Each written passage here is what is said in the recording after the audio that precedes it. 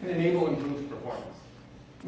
I further showed that repurposing existing systems, such as IP fragmentation and CDN replica selection, can allow for additional information and understanding of the network.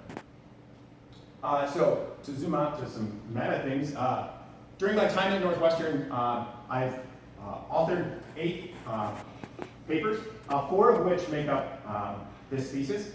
These are all either accepted or currently under submission. I've further been involved in an additional 4 papers with other members of my lab, which have all been a joy to work with. I did want to say, before we dive into questions here, big thank you to my committee for being here today. Again, I know coming at 8 a.m. is not pleasant. I want to say thanks to Alexander for inviting me, for bringing me back from Utah. And especially thank you to my wife, Colleen, for supporting me and keeping me sane during the last 5 years, which was a trying time. So thank you very much. And yeah, is we open to general questions now? I'm not sure. Yes. Yes. Thank you.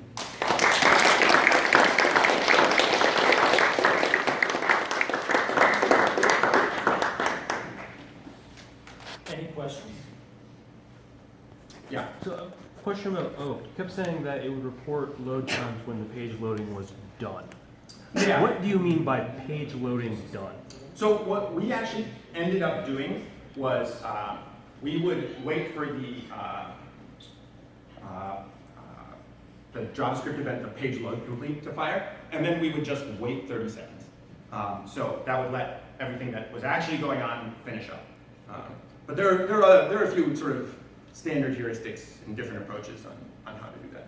Okay. So Oak wouldn't work something like a single page web app?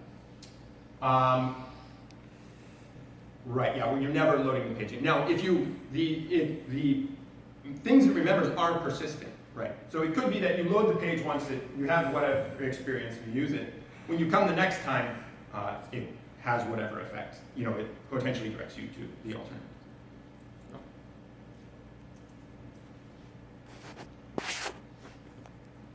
Yeah.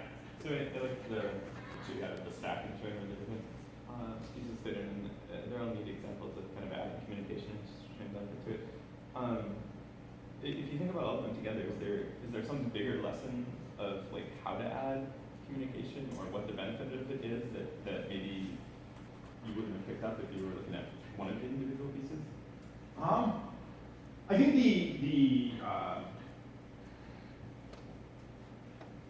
I think if you were to, I think the key of doing that is to remember that the network is sort of built out of different pieces. And when you're taking this approach of, okay, well, this is what we have, how can we work within it?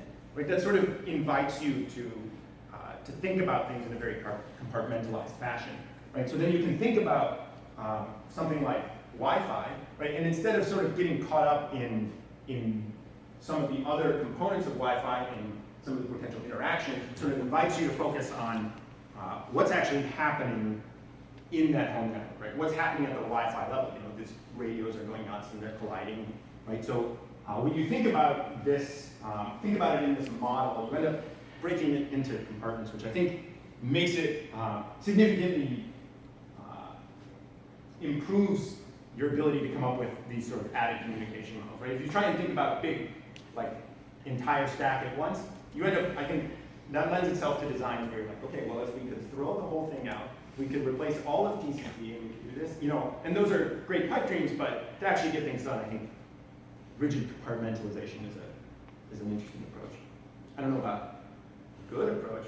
I think, obviously, I think it's a good approach, but I don't know it's the best approach. But if you could for things up and change one thing, what would be the most useful?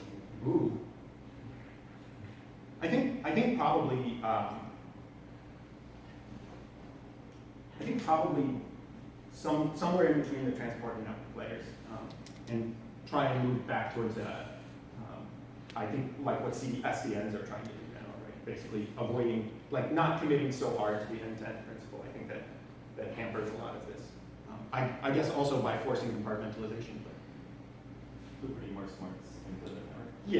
Yeah. I mean, especially now that we've reached a point where, the whole reason SDNs are viable at all is that, right, we computation power is a lot better than it used to be, and a lot of things that you had to automate, or, just